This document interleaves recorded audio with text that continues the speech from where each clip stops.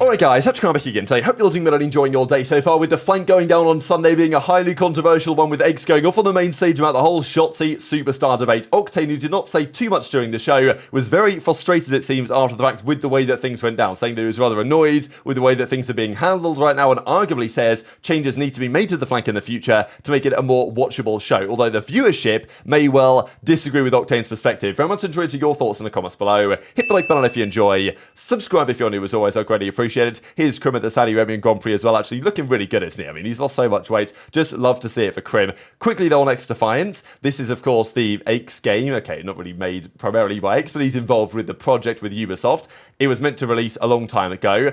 Now we're thinking maybe end of March, but then we're thinking maybe early April, and then others are saying, well, actually, that might not be the case either, because Tom Henderson said a couple of weeks ago now that he doesn't expect it to be available anytime soon, and the game's in a bit of a rut and expected to miss its late March release. So I don't know when this game is coming out. It's going to come out at some point. It's going to be interesting timing, though, when it does eventually arrive, because if Ubisoft actually do a good job with this, it might have, you know, we know what's happened with Rainbow Six and stuff like that. It may be able to generate some sort of competitive scene, and it's going to be interesting with what happens with the Call of Duty League over the next couple of years, whether, you know, the XDefiant World League could actually be a thing or not. But even as John says, can we talk about how XDefiant is still not out? And I also do wonder whether players such as John and others that have retired over the last couple of years, that are maybe, you know, if John tried to come back to challenges, it's going to be tough for him to get a spot again in the Pro League. Of course, 2016 world champion on that MV team several years ago now. He was in the league not that long ago on the Thieves guys, right? It was during the Cold War days that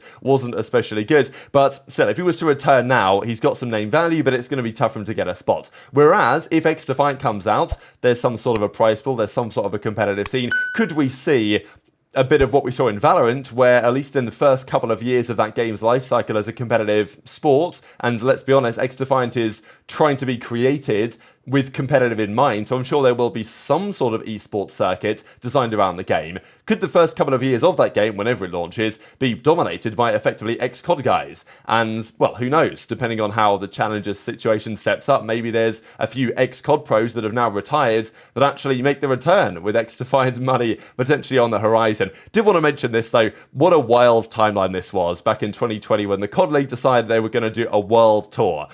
On this day, actually, yesterday, I guess 2020, so 4 years ago, was when everything that was being done in the season was therefore moved to online. This, though, was the plan, and it's unbelievable to imagine that this is even going to be true. Let's not forget, by the way, these were all meant to be LAN events. Like, the teams were meant to fly. And, okay, LAN events, I must clarify this, because these weren't LAN events where you'd get a winner. These were LAN events where teams would fly out, play literal league matches. Everyone would fly out with no champion at the end of the weekend, and then you would do a mid-season weekend and a championship weekend to actually determine the winner. So effectively there were 3 events, and there were just so many league matches played around the world. Just, I don't know who thought. Okay, whoever thought this up just knew nothing about COD esports, basically. Now, let's be honest, looking back on this, you think, wow, pretty spectacular compared to what we have today. Obviously, once everything went online, that was a different story. And as Slasher does say, to be fair, at least it was on LAN, because compared to nowadays, that's not so much what we have. And as Jacob says, this schedule was so nuts looking back at it. Of course, Jacob was a player back then for OGLA at the start of that season before they then made some changes. But as he says, at least it was on LAN, possibly one match in Paris on LAN, but LAN for sure. Like, pretty wild, right? That they could be flying it to Paris to play one league game and then flying home again. Like, not every team was going to be there at every weekend. They'd get some breaks. But, like, it's just absurd how many weekends in a row were there going to be COD matches on? It was just like such an absurd idea. And as Slasher says, would be annoying, but better than what we have now. I've played 5 maps on LAN in the past 9 months, had a 1.5 KD, haven't stepped foot on the stage still, right? Because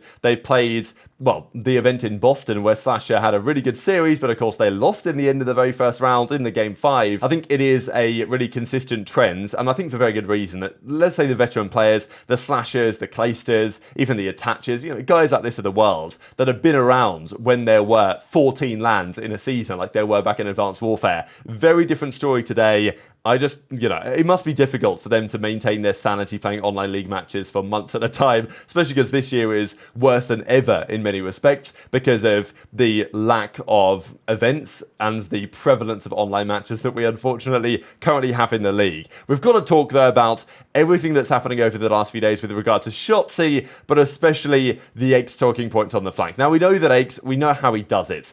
There's no denying this guy's played a bit of a character on the show. He likes to rile up the OpTic fans. That's the whole modus operandi, and when you listen to ACHES elsewhere, it's a different story. People know this, people are aware of this, but it doesn't seem to change the fact that ACHES' opinions garner a lot of attention and criticism and reaction from the community. And that is, of course, exactly what he wants to achieve. If he makes a faded take, if he says something and he hasn't really watched the game, he doesn't really care, because he's going to make an opinion, people are going to give their reaction, and if they clown him, fair enough, and if he's right, which, to be fair, he has been right a fair bit over the last couple of years, then he can say that, and otherwise he can come up with some sort of excuse.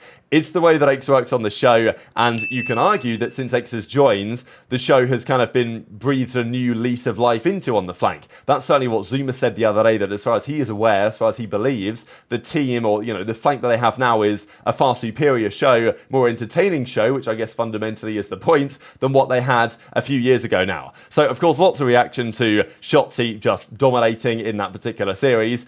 Obviously, ACHES said that he wasn't a superstar, and ACHES is going to stand on business with that opinion. And fair enough, he's not going to back down from his opinion. He can argue it one way, other people would argue it another way. It is what it is. As I've said over the last few days, I don't massively care. I don't think Shotzzy massively cares. But what I do care about is the quality of the flank in general and how watchable it actually is. Because it's such an important show for the community ever since it came around a couple of years ago and Zuma kind of pioneered it, right, the flank during the Cold War season. After he retired due to the wrist injury, right, so there's so many new fans that are coming in, and, they'll watch the flank, they'll watch the show, and if the show is entertaining, if it's good, if it does what it's intended to do, then those people might stick around in the community. Otherwise, they may not. And there's been, obviously, a massive shift in the flank over the last few years from a show that was initially lots of analysis based. They would watch the games, they would analyze the games.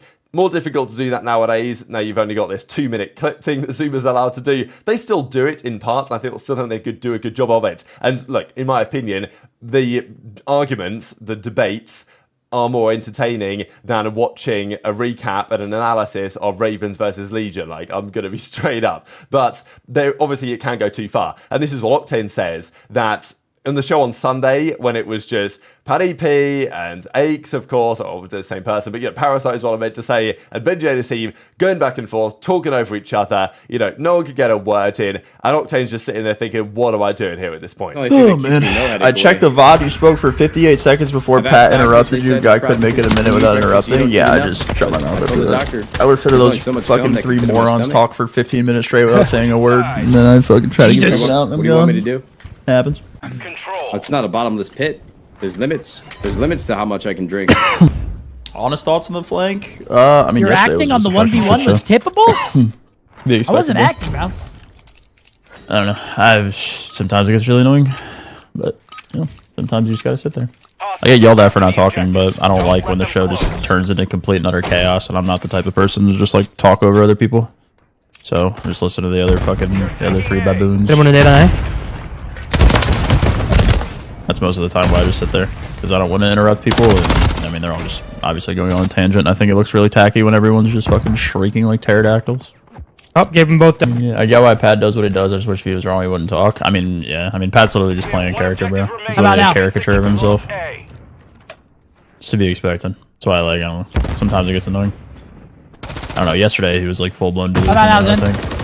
He brought up like some statistic about 48, like the percentage of players in the league being superstars. Like we only have 48 people, and then he called Tyler aBeZy not a superstar.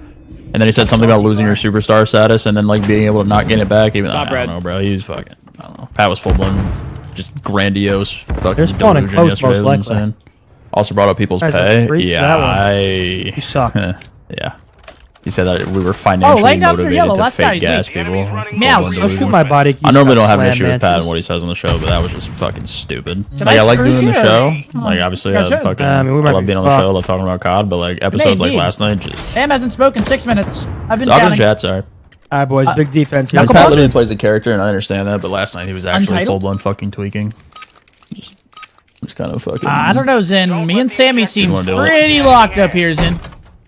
started throwing shots for no reason because he's getting butthurt about Shotzzy being a superstar now. Like, it's weird behavior. So I can totally see why Octane feels somewhat frustrated with the state of the flank and the way that it's going. Because he's sitting there, he's getting interrupted. He doesn't really know what to say or to do to resolve the situations. So he's just going to sit back and just let Eggs and the other guys go off on a rampage, just talk over each other, not really listen to each other's opinions. And sure, part of it's entertaining.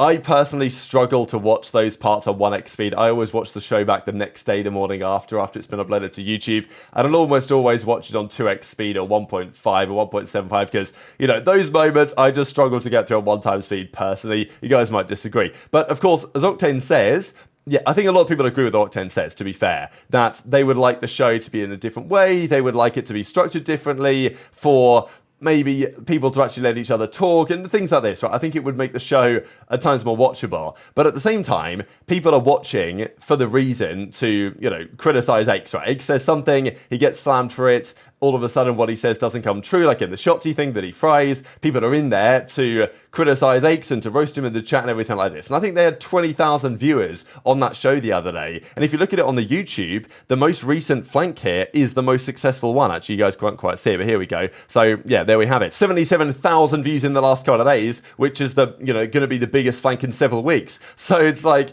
the show might have been a bit of a shambles, as Octane said, but did it deliver the performance? Absolutely, right? And they had all the live viewers in Twitch, and they had, you know, most viewers on YouTube they've had in a long time. So I don't think you can deny that Aches joining the show has, from the metrics that maybe really matter, you know, let's say, has been a positive effect. Now, for those maybe who have been around the show since these days and are kind of comparing and contrasting, Zuma said the other day that he feels like there's some nostalgia involved in these early shows, which maybe is true to some extent, but also back then they had loads of guests on. I think that's what really made the show to me, was that it would be Zuma and Ben, and then they'd bring on guests on a lot of the time, and it was always a great watch. Even this, is, for example, was I think during that season we've got Ben, Zuma, Parasite was here, Karma's here, Zinni's here, of course, Asim is here, and, you know, they brought on, they had a chat about this type of stuff, and it was obviously fantastic content. Nowadays, because there aren't as many guests, when the guests do come on, like the one that Doug sent to Martin was on the other week, I think was